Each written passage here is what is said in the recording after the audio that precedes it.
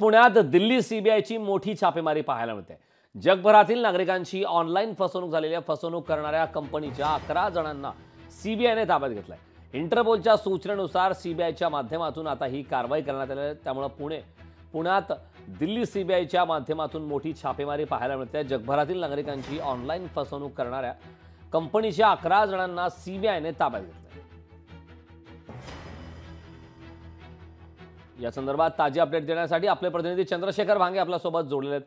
चंद्रशेखर, पुण्यात दिल्ली सीबीआयची मोठी छापेमारी पाहायला मिळते। जगभरातील नागरिकांची ऑनलाईन फसवणूक करणाऱ्या कंपनीच्या 11 जणांना सीबीआयने ताब्यात घेतलंय। हा फसवणुकीचा नेमका प्रकार कसा आहे, हा संपूर्ण प्रकार नेमका उघडकीस कसा आला?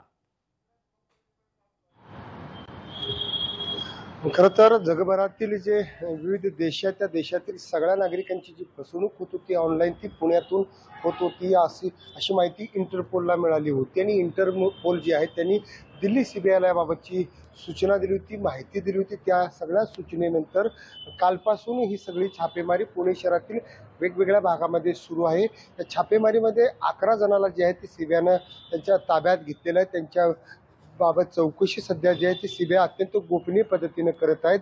खरं तर आपण पाहिलं की ऑनलाईन फ्रॉड जो आहे तो जगभरात आता सध्या चर्चेचा विषय ठरलेला आणि जगभरातील या सगळ्या नागरिकांची जी रक्कम आहे, आर्थिक रक्कम जी आहे ती वेगवेगळ्या माध्यमातून, सोशल माध्यमातून आणि ऑनलाईनच्या माध्यमातून हे 11 ठग जे आहेत ते पुण्यात बसून त्यांची फसवणूक करत होते। गेल्या अनेक महिन्यापासून हा सगळा प्रकार जो आहे तो सुरू होता आणि इंटरपोलच्या लक्षात आल्यानंतर इंटरपोलनं सीबीआयला माहिती दिली। हे 11 जण जे आहेत ते पुणे, पिंपरी चिंचवड आणि शहरातील वेगवेगळ्या भागातील असल्याची माहिती भेटत आहे।